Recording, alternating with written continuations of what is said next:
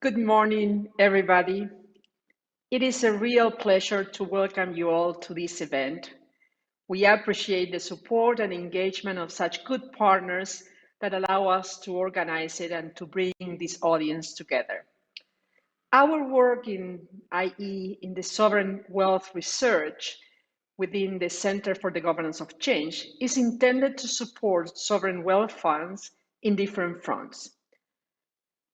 The most important one, of course, is our flagship, our annual report that, for example, has highlighted how SWFs are helping big corporations to execute asset rotation, co-investing in renewable energy, developing green hydrogen projects, or divesting carbon-intensive portfolio companies. But still, the jury is out on how so many large transactions are in the oil and gas sector, and whether it's better to engage or to divest, a question for our audience. Within our initiatives, we have the World of Tomorrow, which is a forward-looking immersion opportunity that could provide SWFs with the chance to dive into how, where, and when policy and regulatory changes are taking place. Very interestingly, to the question of which climate change transition risks do sovereign wealth funds find most challenging, the one that had 89% of response was that of the policy risk. So finding yourself in the space of policy and regulatory design and understanding that and seeing what it comes is part of our work. And of course, we also produce intelligence and spaces to share ideas like the ones we are having today. And that's part, again, of what we want to do for you all. In this particular seminar, which we have called Tomorrow is Now, how corporations and investors are accelerating sustainable and carbon reporting, we hope to provide a platform for a fruitful and rich exchange.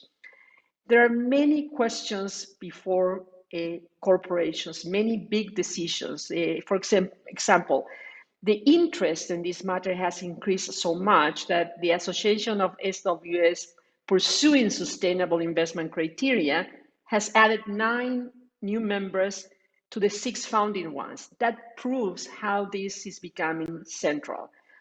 In March of this year, the Securities and Exchange Commission acting chairwoman said that they will require listed US firms 40 trillion in market capitalization, about half the world GDP, to produce comparable and reliable climate-related disclosure in the foreseeable future. So it's clear that more and more companies have their eye on this issue. They see it as a priority. They see it as central to the business model, and how this is tackled and how sovereign wealth funds can provide further support is essential. So we hope that the opportunity of this conversation today, the chance to bring different perspectives to the table, allows to further this dialogue. And again, wishing you a very fruitful and a very intense exchange. I leave you in the very able hands of my colleague and friend, Isabela de Alcázar, who will chair the first panel. So Isabela, the mic is all yours. Thank you very much, Susana, for that kind introduction. It's an honor to be introduced by Susana Malcorra. Thanks. So we are having our first panel today, Sustainable Investments in the Private Equity Space, Regulation and Practice. And we have invited to talk about this very interesting topic, MaryAnne Hancock, welcome, and Tim Mohin. welcome to you both. So MaryAnne Hancock, Chief Executive of Y Analytics, TPG's Impact Assessment and ESG Performance arm. MaryAnne founded and built Y Analytics in partnership with TPG beginning in 2018. Y Analytics leads all impact assessment for the $5 billion Rise Funds, as well as ESG performance across TPG. Prior to Y Analytics, MaryAnne spent 20 years at McKinsey & Company, where she was a senior partner and where she worked extensively in environmental services, energy, and logistics, as well as the social sector. So welcome. And then we have also Tim Mohin, Chief Executive Officer at Persefoni and former Chief Executive of Global Reporting Initiative, GRI. Tim is a globally recognized thought leader in ESG disclosure and the author of the book, Changing Business from the Inside Out. Tim led sustainability programs for Intel, Apple, and AMD. He also led the development of environmental policy with the US EPA and the USA Net. So welcome to both. I will start by asking Tim. So Tim, you have spent your career in sustainability from the US EPA, as we just said, where you helped write the Clean Air Act, to sustainability roles at Apple and AMD. And then as a head of the world's largest sustainability standard organization. How and why did you end up at Persefoni?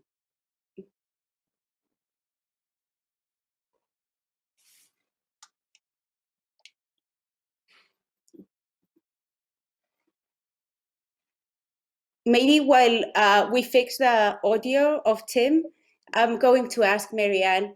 So MaryAnne, can you explain to us the birth of Y Analytics? What was TPJ's strategy and what have you learned to date? Please. Yep. Sure, I'd be happy to. And can you hear me okay, Isabela?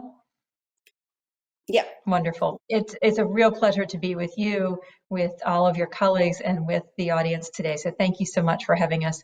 It's also a real pleasure to be with a leader like Tim. So I hope the technology works and you can hear from him. Y Analytics was founded, we always say, to bring research and capital together for good.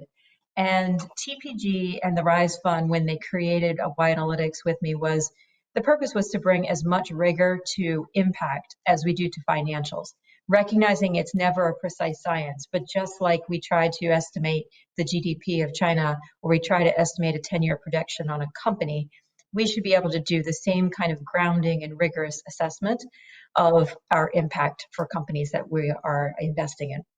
So that's how we get started. We do two things in Y Analytics. We do all of the research work for any deals and investments, now over 375 companies that we've assessed, for the platforms within TPG that promise both financial returns and impact returns. And then we also have the performance mandate for ESG across TPG. That's really interesting. So what are your chief metrics for carbon reporting? Can you share with us that?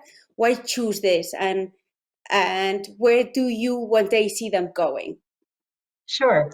And you ask also what we've learned in the experience of the past several years of building Y Analytics. One of the things I'd say right off the bat is that intuition is often a very poor guide.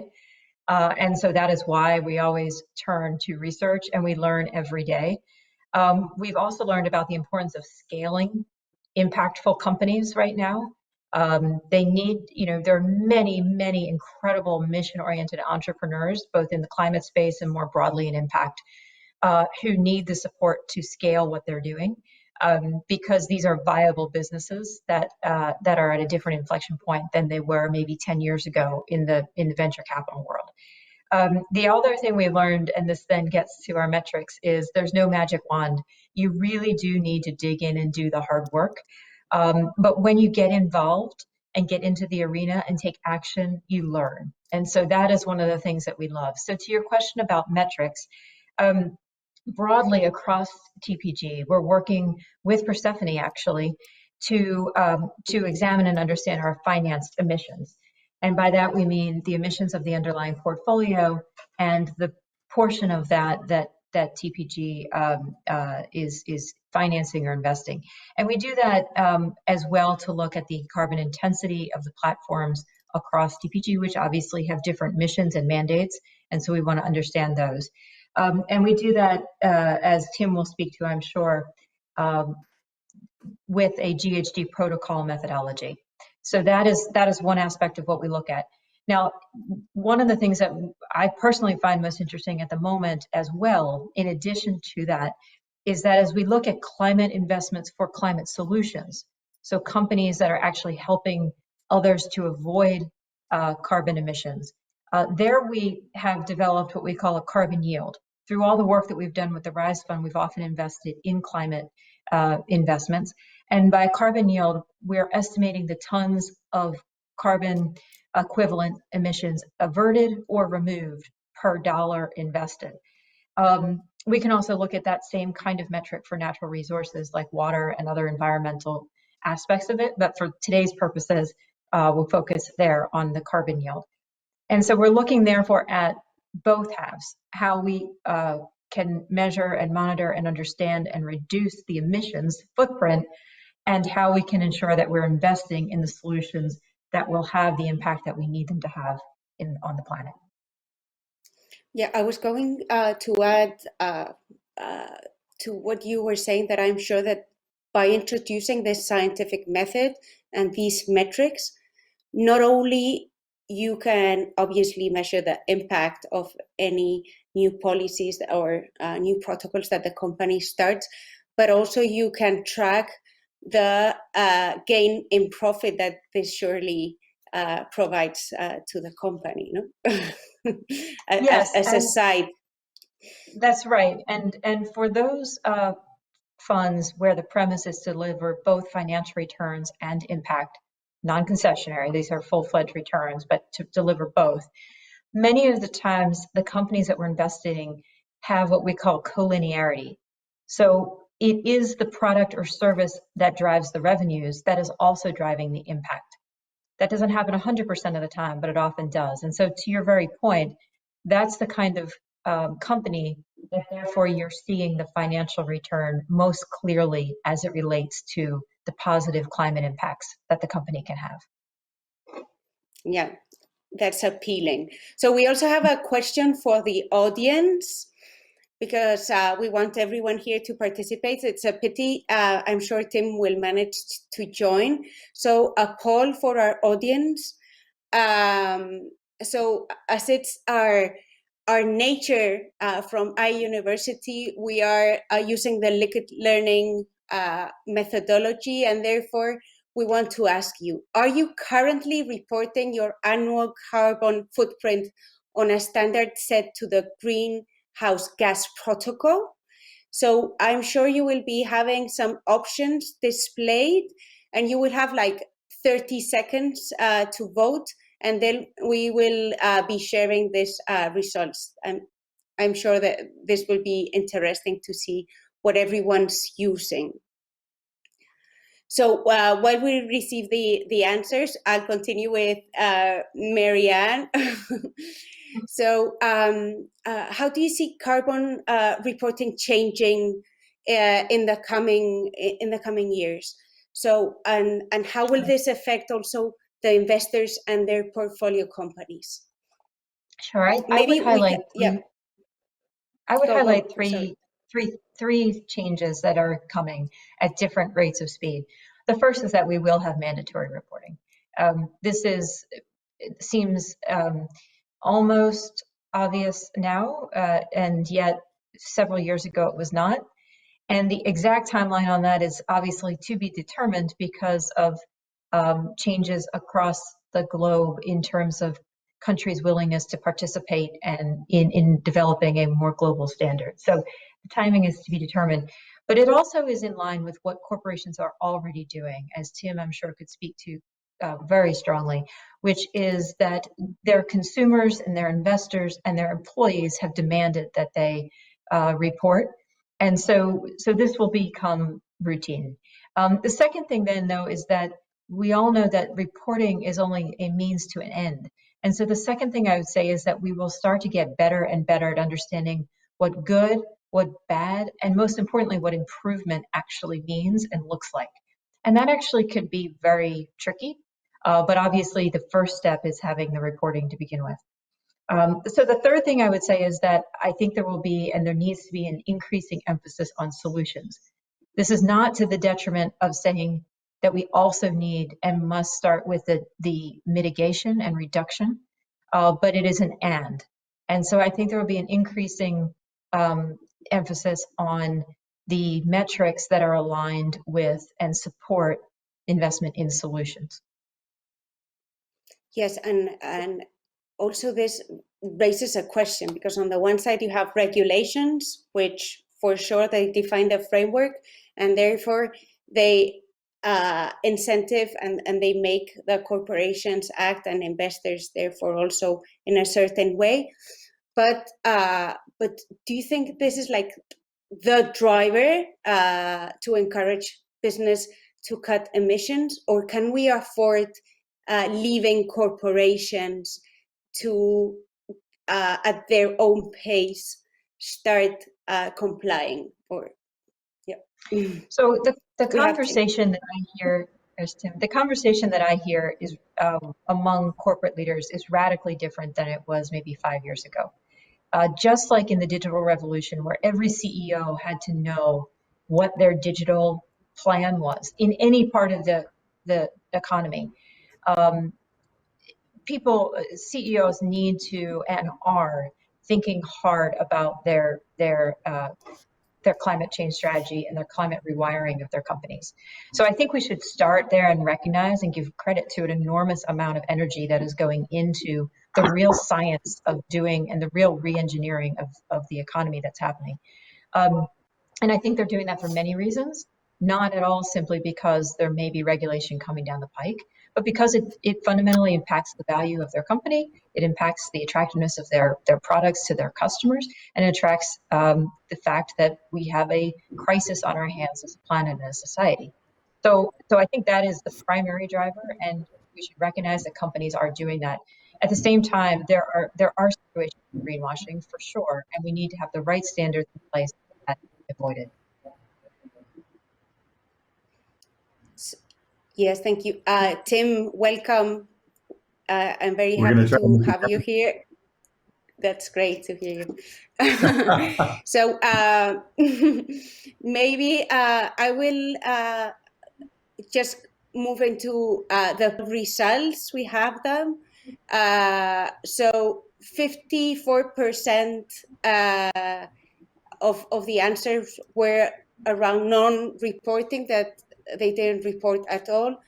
TCFD 13%, SASB 8%, CDP 4%, not listed 30%, and not GHG protocol 8%.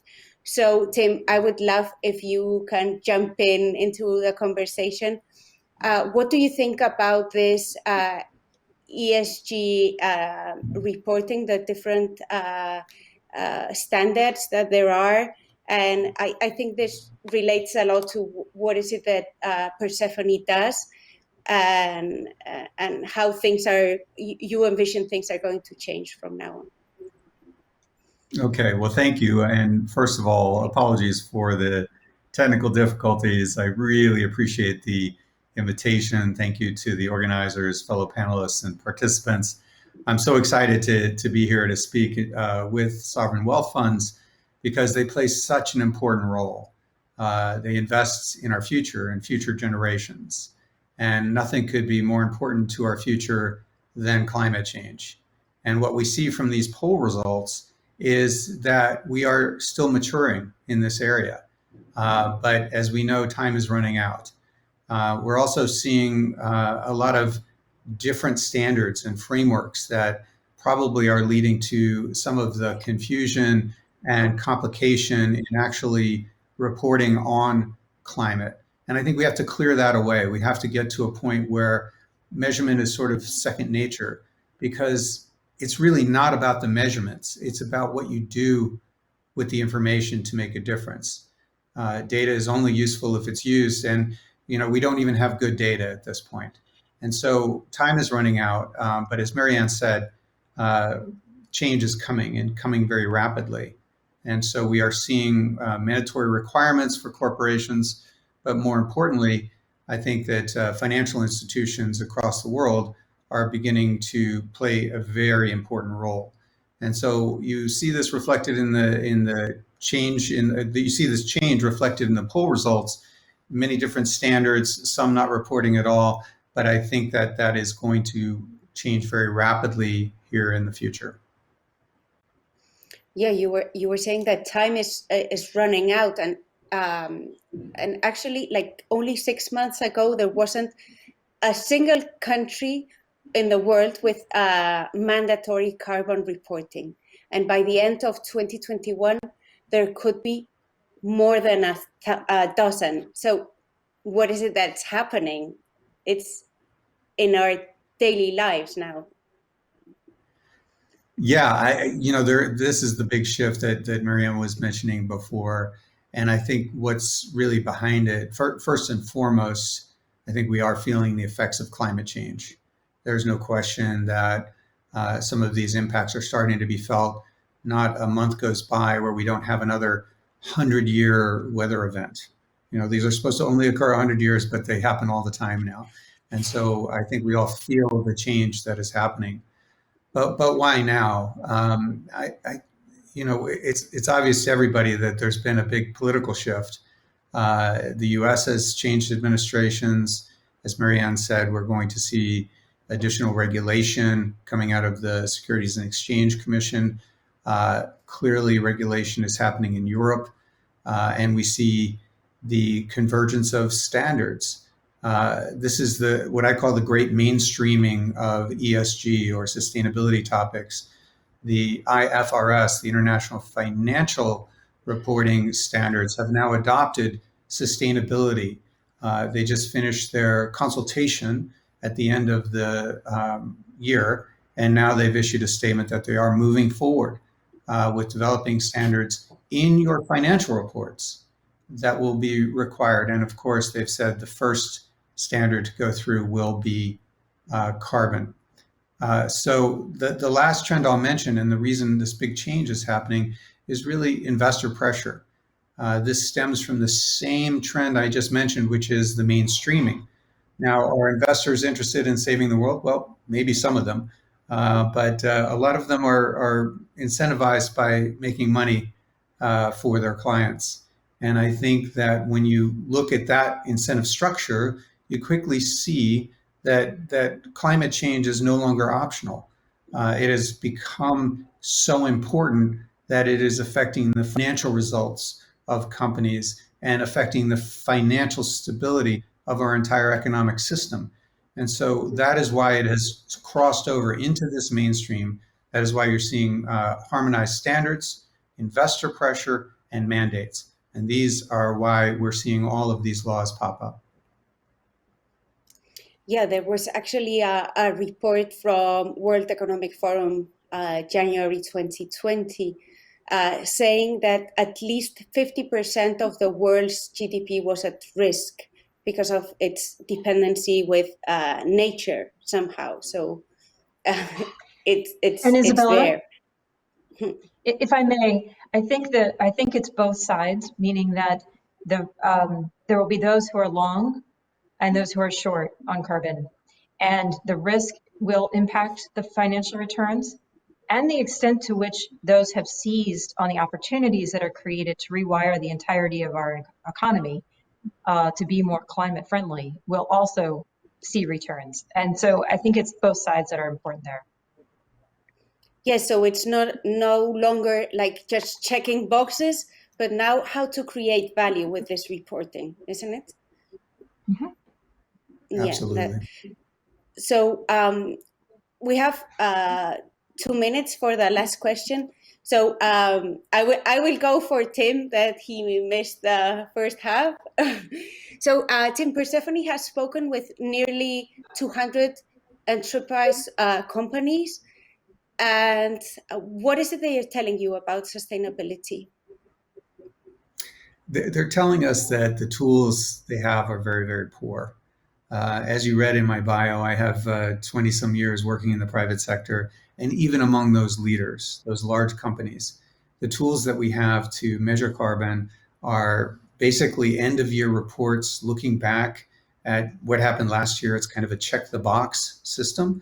Really, at this point, the thing we're hearing is they need enterprise level tools in order to see their carbon impacts real time and to be able to forecast those into the future and identify where their big risk and opportunities are.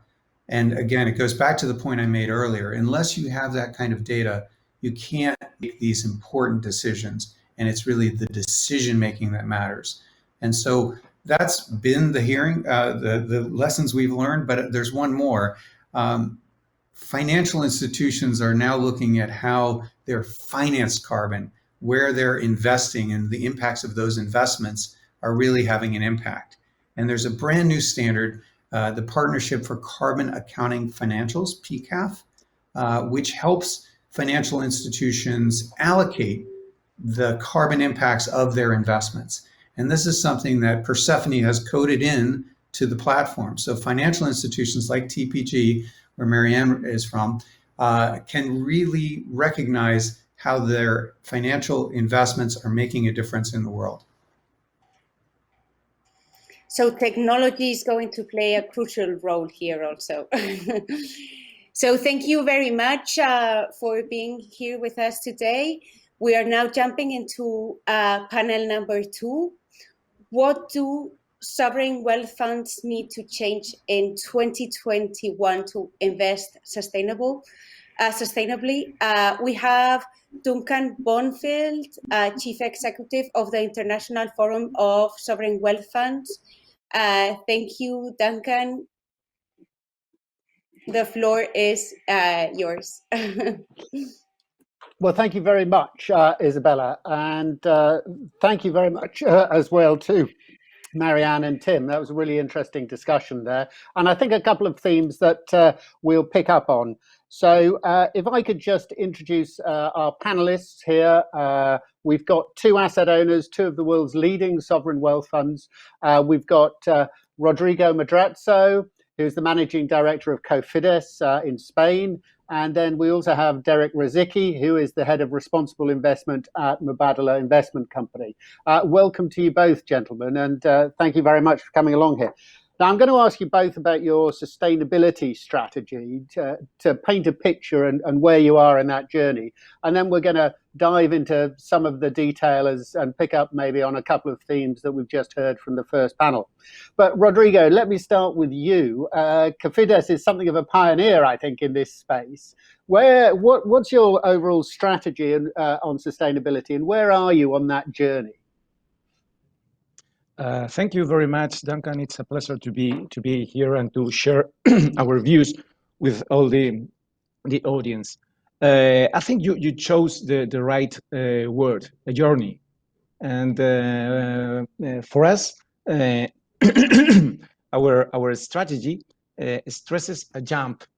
We want to jump from the concept of responsible investment to impact investment.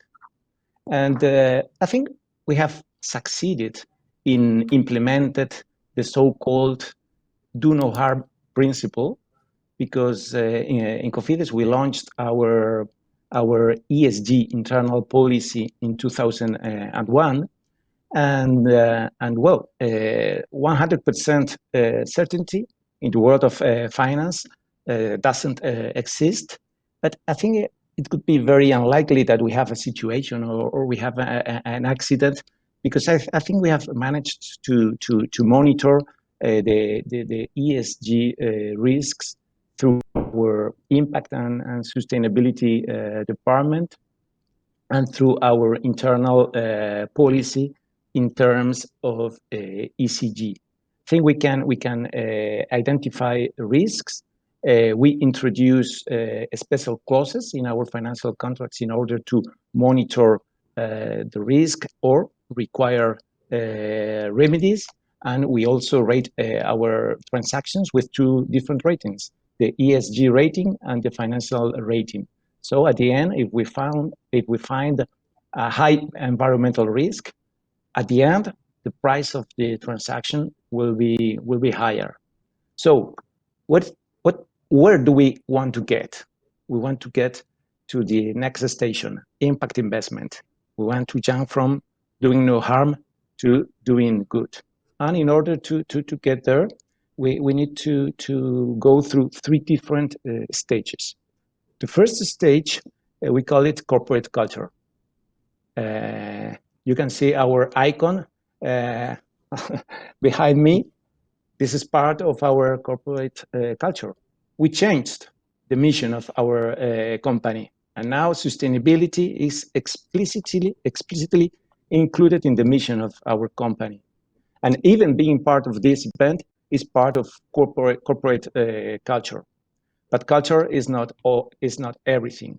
So the second stage is about incentives. We need to reward the right behavior. And as a result, in 2019, we decided to link the variable retribution of all the employees of COFIDES to impact KPIs. In particular, those KPIs are related to the Sustainable Development Goals, or SDGs. The first time I mentioned this goal, I have to admit that the staff got really pissed off. But then every division of the company got involved, and we designed a new method to get our bonus, our variable retribution. And nowadays, all the company is very happy with this new method, based not only on financial performance indicators, but also on impact indicators. And finally, the third stage is the business model. If we want to generate impact, we need to change our model and reward impact.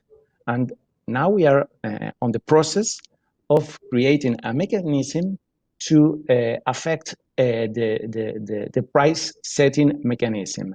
That is to say, we identify specific KPIs in every transaction, and if that KPI is fulfilled and verified by an independent auditor, the investee company gets a bonus in the price. We are now testing the water and have launched the first, let's say, sustainability-linked transactions, and I hope that in the coming months we'll be able to launch the whole program. Great stuff. That's some really interesting things there that we may well pick up if we have time. And Derek, the same question to you. Now, I think you're newer in the role, so where's Mubadala in this journey? Sure. Thank you very much. I'm very pleased to be with all of you today. Mubadala, formed in 2002, has really had ESG and sustainable investing in its DNA from the very start. We were formed as a development company, and part of what that meant is we had a double bottom line from the very beginning. We used to talk about this in the format of achieving financial return, and that being necessary but not sufficient. We also needed to achieve a social return on our investments as we look to drive economic diversification here in the United Arab Emirates. And as we grew, that articulation of that ESG story has evolved over the years. And we've always had a very diligent, proactive approach with regard to incorporating ESG considerations into our investment decisions, be it the asset management side of the business or on the new capital deployments. And but it's been a very bespoke approach to date. And what we're looking to do now is transition that approach and take the next step in the journey and bring institutionalization across our portfolio to ensure that we establish a common nomenclature and to establish a common methodology based on some of the fantastic progress that's been made in establishing standards in the last few years, particularly the last 18 to 24 months, and to leverage that into our institution in a very pragmatic way that focuses on finding what our colleague called, I think it was collinearities, across our portfolio, and to ensure that we are driving value creation while also combining that with being impactful across the organization. So we're in the process of establishing a better understanding of our carbon footprint across the group. We are excited about the progress that the global markets are making in this regard in support of this. And we'll talk a little bit later about some of the challenges we face as we look to establish this institutionalization off what is almost a $250 billion portfolio that's established and facing some of the challenges that our colleagues MaryAnne and Tim highlighted in the gathering of data that we can then aggregate up to our corporate purposes.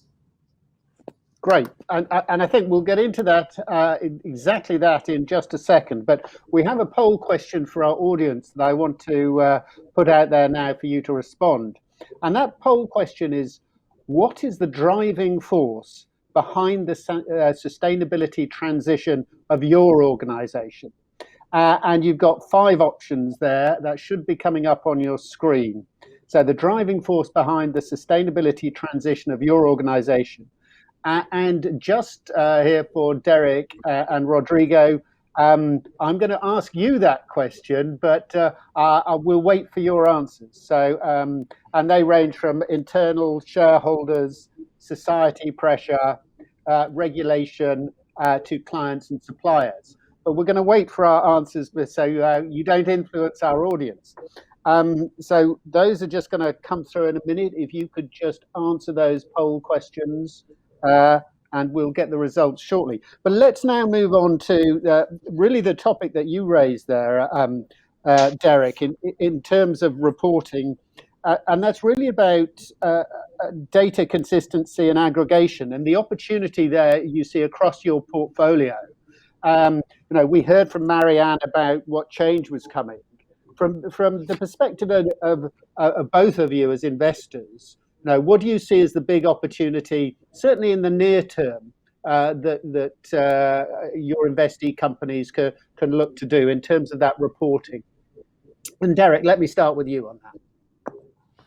Sure. I think we're seeing this incredible evolution and effort and focus on developing new technologies that will take advantage of the increasing consensus around reporting standards and help our companies drive more timely information gathering across their individual companies.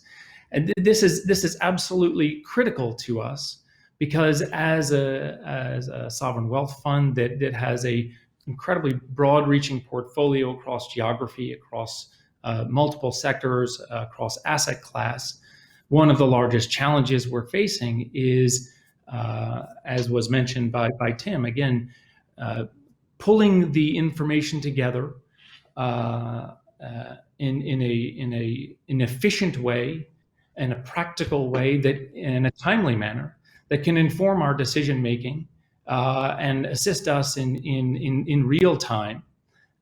Driving our portfolio, whether it be across our allocations for the future or our asset management efforts in relation to different industries to both seize opportunity, but also to mitigate risks that we see in our portfolio. And right now, there's such a meaningful time lag between the provision of data at our portfolio companies, and even though the efforts are vastly improving there, as was highlighted earlier. But the delay in the time lag between the provision, gathering of data there and provision up to us as a shareholder causes makes it very difficult to be impactful in real time that companies require to be impactful in their business. Yeah, and that's certainly something we heard from Tim. I mean, Rodrigo, a slight variation on that. You're obviously quite far down this line in terms of incorporating data into your decision-making process. What have been the challenges that you've had, and how have you overcome those? Well, starting with the reporting issue from a micromanagement point of view, we tend to select specific indicators because they are linked at the end to the price of our transactions. So just to set an example, we have one sustainability-linked loan in an automotive plant in Mexico, and then the KPI selected there is carbon dioxide emissions. But we have, for example, another transaction in Kenya, which is an industrial plant, and the KPI or the indicator there is a certification of security conditions on the workplace, and this is related to decent work. At the end, it is very difficult because if we want to have a comprehensive approach, and in our case, we focus on sustainability development goals, we need a very big set of indicators. And that is why at the end, we have decided so far to focus on the specific KPIs that adapt to every portfolio company. And beyond that, we are trying to push for the correct implementation of the European regulation, the so-called taxonomy. So we are introducing a clause in our financial contract in order to incentivize portfolio companies to be aligned with the principles of the European Union taxonomy. And that's a good place just to get our poll results. So, and let me read those out for you, just so that both Derek and Rodrigo know what they are. So, the main driving force behind the sustainability transitions, our employees demanded it. Just 3% of respondents there. Shareholders, 19%. Pressure from society as a whole, 29%. New or expected regulations and policies, 32%, and clients and suppliers, 16%. So interesting that, just to pick up on your point, Rodrigo, about regulations and policies being certainly having 32%. And maybe compare that, Derek, in a different jurisdiction. Do you have the same regulatory challenges, and are there different cultural challenges in terms of making these changes? So that's a good question. I actually see that the shareholder incentivization or driver, be it a single shareholder in the case of Mubadala, or a public shareholding, a diverse public shareholding in the case of a publicly traded company, it's actually very strongly linked to the concept of expected regulatory changes and policy changes, because fundamentally the shareholders will be caring about their return and value creation over time, and shifting policies and regulations, if they aren't addressed proactively, will most certainly cause value destruction over time, just because dealing with the problem when it becomes a necessity is always more expensive than it is to deal with it proactively. And so I think what we're trying to do is create a sense of urgency in anticipation of policy change that enables us to create value or protect value as a result of mitigating risks, or hopefully even getting ahead of the curve and seeing the opportunity associated with those policy changes, being it in new technologies such as MaryAnne was highlighting earlier, or transitioning some of our existing assets.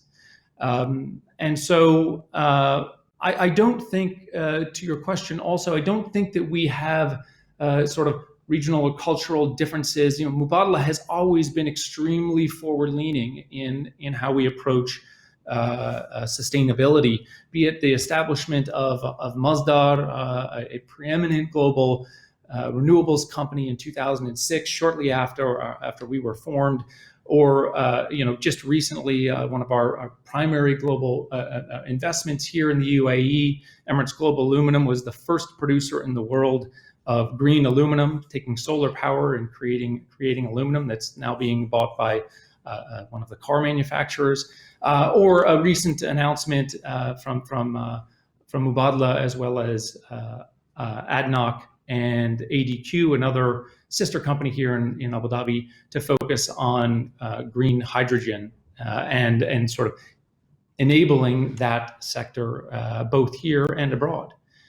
So we're very aligned locally with this outcome. We've been aligned with driving sustainability since our very inception. And it's interesting you highlight those, because those point to the point MaryAnne made about yield, carbon yield, as well as carbon avoidance or removal. But I wonder if, Rodrigo, now turning to you, let's maybe just look in the last remaining minutes at different asset classes and data and reporting in those. Do you see a significant opportunity within those individual asset classes for some fairly rapid changing in carbon and sustainability reporting? Yes, but it is easier regarding some specific assets. I think we have come a long way when it comes down to bonds, in particular green bonds, social bonds. The global market for that type of assets has grown dramatically. And there are other asset classes, such as loans, in which progress has been slower. And as I was saying, a major challenge for us is trying to reinforce the importance of sustainability linked loans. Beyond that, Duncan, let me go back to the poll question. I was kind of surprised because, I do agree with Derek that maybe the main driver of our sustainability transition is our shareholder, which is the government, because we are a state-owned government, a state-owned company too. But I thought society was going to be identified as another driver. I think there is a society push, and when we look around, we see the youngsters looking for jobs in companies with a purpose.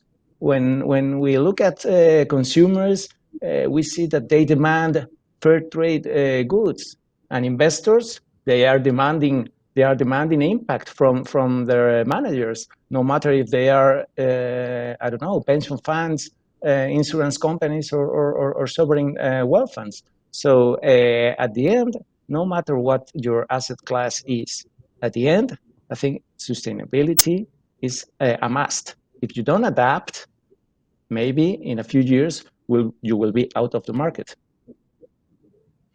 I see you nodding in agreement. Please go ahead, Derek. Sorry, Duncan. I was just going to say I couldn't agree more with your sentiment, Rodrigo. The necessity from a social perspective, as you rightly mentioned, from the perspective of attracting the best talent and therefore being more competitive in the future, is absolutely critical to this. And I think your point is that really all of these items matter. We can try and say, it's a little bit more of this or that for our organization, and much like a diversity of perspective always brings better outcomes, a diversity of approach, I think, across all the different financial institutions will drive better outcomes over time. But I couldn't agree more with you that all of these things are incredibly important to driving the incentivization of implementing sustainability in a broad perspective for each sector in the areas that are important to that sector and meaningful and material to that sector, all the way up to investment companies such as ourselves. And so I think you have a kindred spirit there. And a final question for you both, really. I mean, so you've put it there in terms of those, if you like, those incentives. But do you go the other way? Is your organisation prepared to, and has it even prepared to disinvest, where you think either there's been the wrong approach in terms of insufficient data, or even in terms of the overall business that's something that a company has been in? So, Rodrigo, let me start with you, and Derek will give you the closing words if we can. Okay, thank you. Yeah, this is a key issue for us. We are right now on the process of assessing to what extent our portfolio is affected by carbon. And to be honest, we have very few operations related to carbon sectors. So for us, the question is whether to implement an exclusion list or not. Of course, our transactions affected by carbon, well, we will disinvest in the coming years. But the next decision we need to make is: are we ready to implement an exclusion list? And in theory, it should be coherent, because as I told you before, if we are in the middle of a journey looking for impact, if we accept, let's say, brown transactions, we will be walking in the opposite direction. So we need to make a decision there.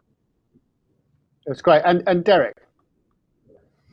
Sure. So for ourselves, that the journey is ongoing. I think we are in the process of considering our historical portfolio as we evolve. I think that we feel strongly that the ability to transition assets with more challenging sustainability or ESG profiles is also a very important component of effecting change. And in fact, not only is it important, but it's necessary. Because if we were to turn off the lights, turn off the switch on all petroleum-based industries, for example, today, it would be very challenging environment for the global economy. And what we need to find is a way of transitioning, just like climbing Mount Everest. We need to do it a step at a time, and that involves many different approaches to capital deployment and ensuring disciplined capital employment, both the divestiture of underperforming assets that aren't meeting stated goals and objectives, and also the focused effort and risk-taking and implementation of plans to drive change within existing industries. And I think that's a very, very important component of how we make this journey. And I think it was you, Rodrigo, that mentioned this is a perpetual journey earlier. I couldn't agree more. It's not so much a singular end game, but a process that has to be ongoing, where we have measured and certain improvement over time to the beat of a drum, week by week, month by month, year by year, and that improvement has to happen in assets. And so that's what we hope to drive over time. I'm sure we will consider looking at divestiture of assets in due course if they're not meeting our goals and objectives, just like we would if they weren't meeting our financial goals and objectives. Yeah, and I think that's probably the key point, isn't it? That last one. But let me finish it there. Thank you both very much. I'm now going to ask Javier Capapé if he will come in and just provide us some concluding remarks. And thank you both very much. And thank you, Javier, to the team from IE as well. Okay, thank you, Duncan. Thank you for your help today and the collaboration, the continued collaboration we have established from some years now. Always a pleasure to work with you. It's an honor to just close this event. Let me just highlight 3 key ideas that I think we can use as main takeaways from that we have, the many things that we have learned over the last 60 minutes.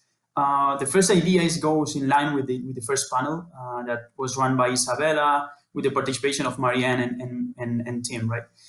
It shows us that today one word is very clear, is urgency. Regulation is switching all over the world. Governments and regulation in stock markets and in the private asset industries are switching very, very quickly from just best practices, recommendations, to mandatory disclosure and reporting for both corporates and investors.